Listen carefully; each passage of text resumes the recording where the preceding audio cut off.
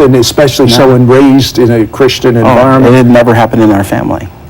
And so it was something that was really foreign, really to me and my whole family as we walked through that, even my siblings and everything else. It was just a very foreign concept.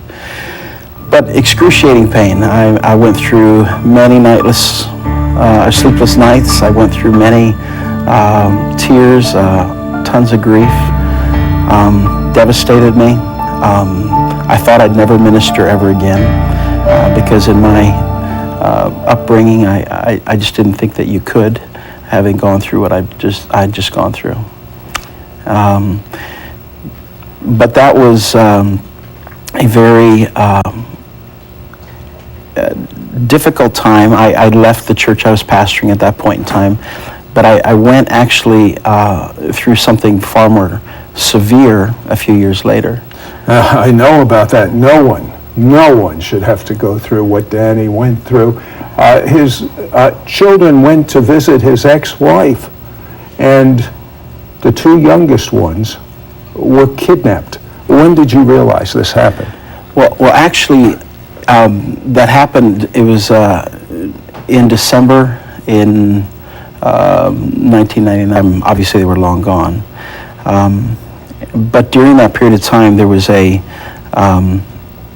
real confidence that I had that God was going to restore them. I had no idea how. I didn't know when. I wasn't exactly sure when it was. I thought initially, it'd be very soon, but the soon grew into years pretty quickly. Did you know or hope that you'd ever see them again as this grew into years? I did. In fact, people have often asked me that. They said, how did you maintain hope? And I said, Jesus is my hope. And so as a result of him being my hope, I can't lose hope in him. No, but that's easy to say right now, but it must have been so agonizing. But he'd given me a promise, and in that promise, he really declared, he said, your children will come home How did from the he land give of you their this exile. promise? Through Jeremiah. You read it in the scriptures and it just jumped out at you? It was one of those words that was so clear, and he just said, your children will return from the land. And I knew that it was my children. All right, so you're remarried now, and the ministry is starting to prosper, but you have this big hole in your heart, your two youngest daughters, and year after year after year goes by. Yes. Now, let's go to another arena of your life. You and I have a mutual friend. His name is Surprise. He's from Mozambique, Africa, and he works with Heidi Baker Ministries in Mozambique, that every miracle you read about in the Bible is happening there. As a matter of fact, Danny, what's the latest you've heard about people that are dead that are coming back to life in Mozambique? It's a pretty phenomenal thing. Iris is wonderfully understating some of the things that are happening, which I love about them. But I believe that the figure now is in the 50s of the number of people that have died and been brought back to life. What constitutes someone dying and coming back to life? In our Western culture, we would take anybody who just drops off and we can get them back. But Surprise actually says they don't count anybody unless they've been dead for 4 hours and remain alive for a year. What are those? You showed me a picture of worship in Mozambique. What are those flames over all the people? That actually has happened, I guess, on a few occasions. And on one occasion in particular, there was an event where Surprise was preaching, and people literally... We were talking about a man by the name of Surprise who works with the Heidi Baker Ministries in Mozambique, Africa, and the dead coming back to life and how they're understating it, and these people are dead. How long do they have to be dead? 4 hours. Okay, and they understate it. They say something like 50 have come back from the dead. So Danny was with this fella, Surprise, and you were, as I understand it, you were looking for a breakthrough or something, and he walks up to you, and you ask him to pray for you? Tell me the circumstances. I was in Sacramento, actually, at that point, and I needed something at that point, and I just said, "Surprise, would you pray for me?" And he laid hands on me, and he said, "You are going to the New Jerusalem."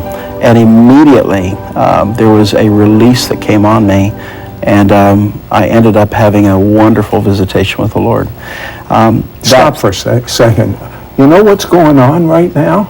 God's presence has so invaded the studio. Danny, are you feeling what I'm feeling? I am. It's almost like as you're talking about, you literally left your body? Or how did this happen? You said you were in New Jerusalem.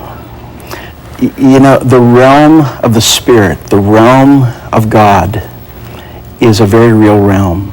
And God is looking for people that will become comfortable with his realm.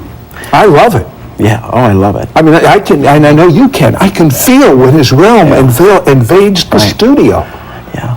When you read the pages of the Bible, you realize that that is such a supernatural reality that they lived in, and we have so easily forgotten that all that we believe is based upon something extremely supernatural, and we have to learn to enter into that place. Is that why you wrote your book, These Walk on Water? Yes, I did. And walking on water, that's pretty supernatural. But you know what? There's going to be such a separation coming. And I love this book because this book will allow people to move into that invisible realm. So anyway, you're touched. You find yourself in what is the New Jerusalem? It's a place that was, when I was there, was amazing, because as I got closer to it, I began realizing that even the buildings themselves were alive. And I began realizing this is what he means by that we are living stones all being built up. And that there's something, they were moving. There was a visible... breathing. Yes, it was an amazing thing. As the Lord showed me that. And well, you know what? Everything is life. There's a mixture, life and death on this side of heaven. But in the New Jerusalem, everything is alive, so that makes sense. Absolutely. Absolutely. And he took me there, and then he took me actually to this place that was vast, and I saw warehouse after warehouse after warehouse. and I heard the Father say, "These are your body parts." And I said, "Well, what does that mean?" He said, I'm waiting for you to ask me to release those to you. That he said, I will give life to them, but that you don't need to wear out. You can continue on. You had a dream about how long you'll be living. Tell me about Actually, I had multiple dreams. Really? And I actually went to some friends that I really trust who really hear from God as well. And I asked them about this dream because it was so odd to me, because I'm not your normal fit kind of a guy. And I said, I had this dream, and in the dream, I was 118 years old, and I was preaching the gospel. And every one of them said, "We believe that is absolutely literal, Danny." And I believe that. I believe that's what the Father was showing me, that I'll live to 118 and be preaching the gospel until with new body parts, not 118 in a decrepit body, but with the new body parts. We can't live in a body that is constantly breaking down. We're going to live from glory to glory. We're going to live in a realm where there is an increase of health that's going to come on us supernaturally. It is God who gives life, and it is God who holds our lives in his hands. I believe, now this is between you and me, but I believe this. Yes. I believe I'm going to get younger, and it'll be a sign and a wonder on those that are watching the television show. Right. They'll begin to see me get younger. You just got to watch all the time. But it's not just you. It's not just me. It's for whosoever, I believe. Right. Well, it's a piece of the gospel that we have. When I received Jesus, I was born anew, and I was born into something that was eternal at that point in time. But now I'm going to fast forward. You should. True. And they call him that because he's an angel that comes to break through. He comes to bring the release of God in places that might have been in opposition to it or just been closed. Listen, you had, as far as I'm concerned, a major breakthrough with your two daughters. There were two things that God used supernaturally. One is you wrote a letter to your ex-in-laws. Tell me about that. I did. I wrote a letter basically telling them that I was forgiving them and forgiving my ex-wife for taking my daughters. I did this while they were still gone. How could you do that? These are your daughters. Because Jesus would do that.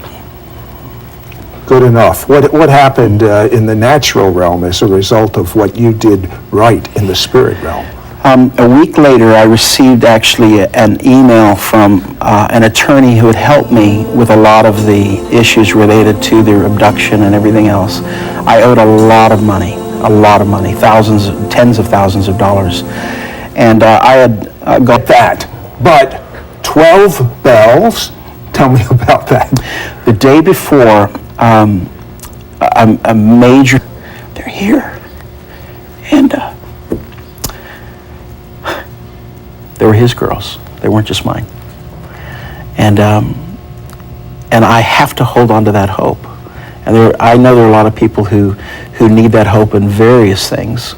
And hope deferred makes a heart sick, but a longing fulfilled is the tree of life.